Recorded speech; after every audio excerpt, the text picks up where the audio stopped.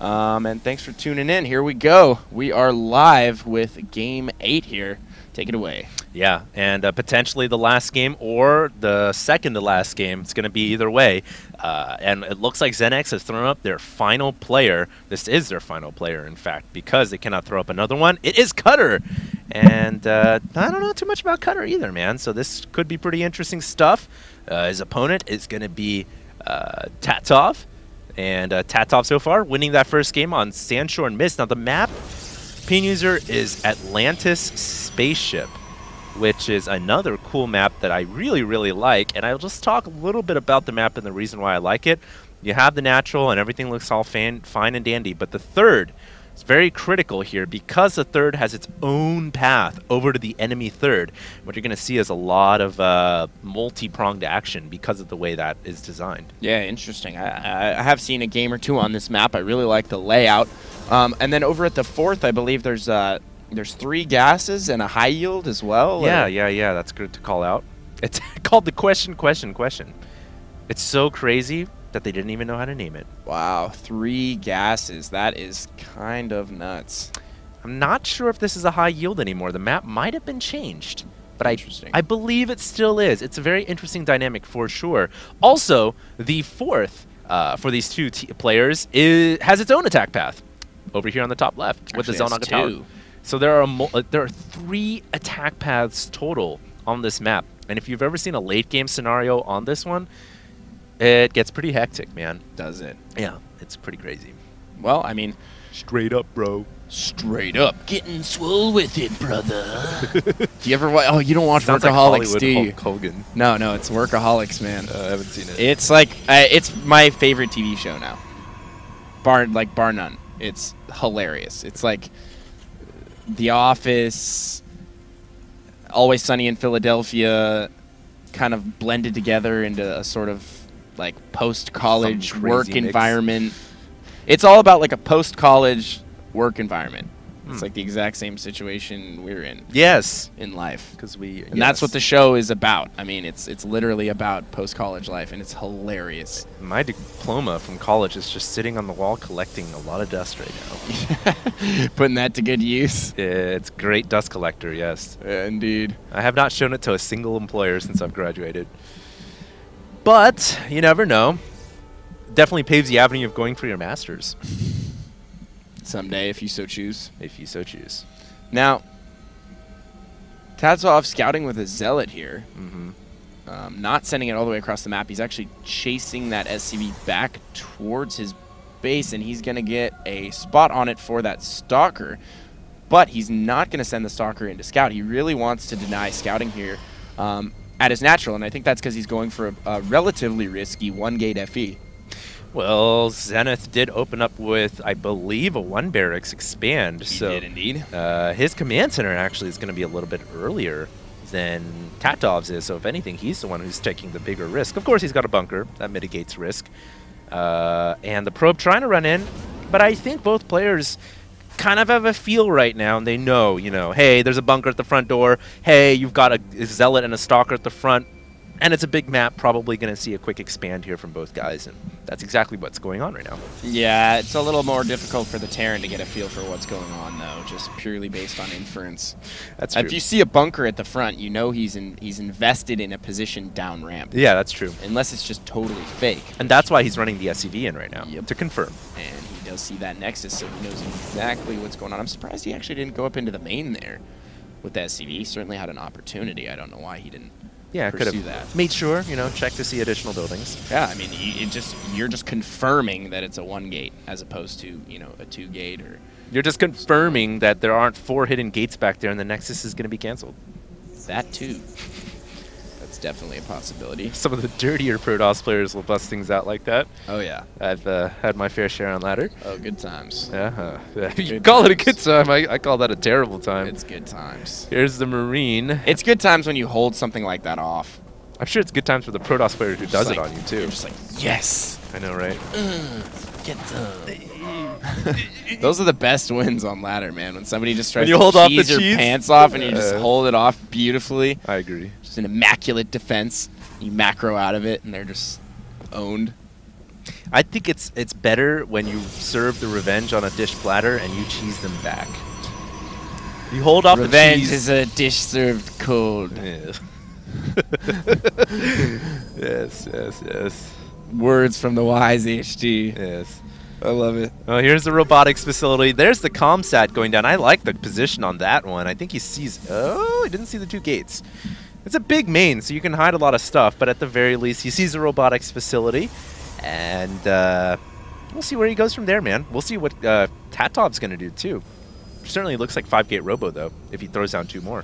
Yes, indeed. And I think we'll see those additional gates here in a second. No! We are going to see double forge, which actually I don't mind at all. I mean, post-patch, the reduced upgrade costs, I like the double forge action. I think he does need to move up to 5 gates here pretty quick, though, if he wants to hold off some early aggression. But this is going to be all about just staving off Cutter's aggression. Tatov is just trying to survive now until a point in the game where those upgrades can really kick in. So look to see him play a very defensive style, or let's hope he plays a very defensive style.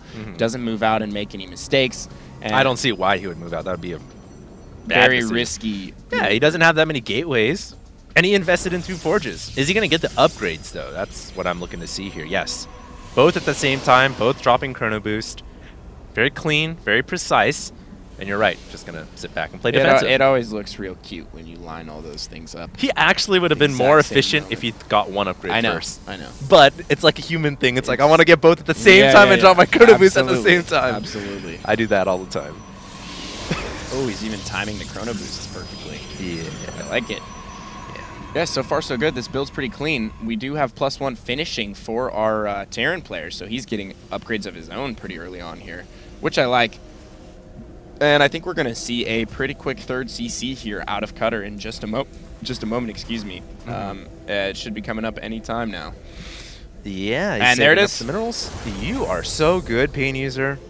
How do you know? She blows. Well, I mean, just judging by the size of the map and the way he's playing things out. Also, it's really not that uncommon in general, but just on this map in particular, I think, and right around this time would be the perfect time to expand and take a 3rd, because he has map control right now. Tatov's on the defensive here because he's going for those heavy dual forge upgrades, and I think it just puts Cutter in a spot where he's got some freedom to expand. You are a military genius, pain user. They need to hire me To lead the war. I'm kidding. To lead the war. I could never look at human individuals as like numbers or pawns. You're gonna get a call from the military one day. I doubt it. I used to get calls all the time in high school, didn't we all? What? We'd like to draft join? you. Yeah. Oh, yeah. Uncle Sam wants you. I mean, they actually came to my school in person. Yeah, they did that too for me. Recruiters would come in person and like talk to everybody about Join the Terran Confederacy. In 100 years, we will become the Terrans. Or 1,000 years. I actually spoke with one of those guys for a while, and then he started calling my house. They're really intense. Yeah, you give them your you give them your number, and then they call you. That's their whole strategy. Yeah, but he started calling intense, though, man. like all the time. Yeah, it's pretty ridiculous. They're like in full-on caster mode 100%. We didn't have a choice though, because we had to give them our numbers as part of like being on a sports team for a public school. I think schools give you your private information out to the military and government. So anyways, hey, big attack here potentially. Ooh. Trying to pick off sentries, it looks like maybe. I kind of like it. Stemmed up a small portion of his army, but forced a Guardian Shield at the very least, so both players expending a little bit of energy there. Yeah, it's a bit of a toss-up. Neither are really getting the advantage. The Forge getting the double Chrono Boost again for +2/+2. Now, that could change things. If Cutter waits and lets Tatov get 2/2, then the army advantage that Cutter has right now could be negated. Yeah, absolutely. And do we have an observer over the back entrance of Tatov's base? I think he does have an observer in position over the back of his main. Well, it looks like he's got a command center, and that isn't really a back entrance. That is just another expansion area. No, I mean like the drop entrance. Oh, this is the medevac elevator side? Yeah. Well, let's hope he doesn't get in there and pick off those forges. It looks like he's not even going to attempt to. He's just going to take his 3rd, fall back, settle in. Now would be a perfect time for Tatov to check the 3rd with his army. I'm actually surprised he went all the way back, but I mean, he does want to keep his army in a centralized location nearby to his third. And actually, great read there from Cutter. Yeah. Pulling back, and he will find that pylon just in the time. Yeah, it's unlikely now that, well, obviously the pylon's going to go down. Tatov doesn't get the cancel, so Tatov cannot stage an attack into the third. You know what? Cutter's been mining off this third for a significant portion of time. Look at how he's also going in for 2 medevac drops, but look at the income he's got. Over 1,000 more with all those mules. Cutter is just mining way more than Tatov is. Tatov's third is super late, and here comes the double medevac drop. Oh, God, and the medevac drop coming just at the perfect moment here. He's going to be able to pick off that Templar Archives. It will go down. Yeah, and he's going to open up an avenue to go to the right with the Templar Archive going down, but he loses one medevac, loses the second one. Is it worth it for the Templar Archives? I don't think so, because he didn't cancel Storm. And he lost 2 full medevacs worth of units there, so that's definitely going to hurt his supply in army. It's a lot of resources invested. Now, Tatov is going to seize this opportunity to move out across map, which I think is a little bit risky for him. I'm surprised Cutter hasn't tried to harass the third yet.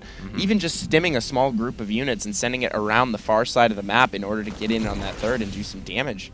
Would be great. Would be excellent. There's nothing here. There's no photon cannons. There's no units. Just a pylon. That's it. Yeah.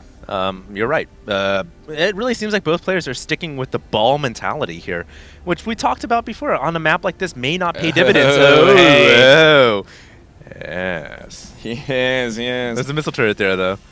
I think he's going to see this. There's only a Marauder. Now, can he get the missile turret first? Yes, he definitely can. Yes. 5 hits later. 50, 100, 150, 200, 250, 300, 350, 400! There we go. And he's going to come in and clean those up. Yeah, if they had, like, you know, DTs do enough damage to the point where they should have little animated, like, numbers that pop up every time they hit something. Like shows a crit? their damage. It's like, yeah, just like a crit, exactly. In fact, they should give DTs crit and evasion. Hold that thought, Pain User. Talk a little bit more about that, because the Nexus is going down right now, and I think Cutter's going to get it. Oh, wow. Tatov unable to defend. Now, Cutter could fall back. I don't know if he wants to stay here. Position for Cutter, though. The Zealots are going down very quickly. Oh, there's an EMP that just smacked the sentries in the face. And I think Cutter is going to come. Yeah, he's definitely going to come out on top in this fight. He might just outright end the game, and I think that's what he's going to do, catching a lot of probes in transit. And there we have it. Cutter takes down Tatov.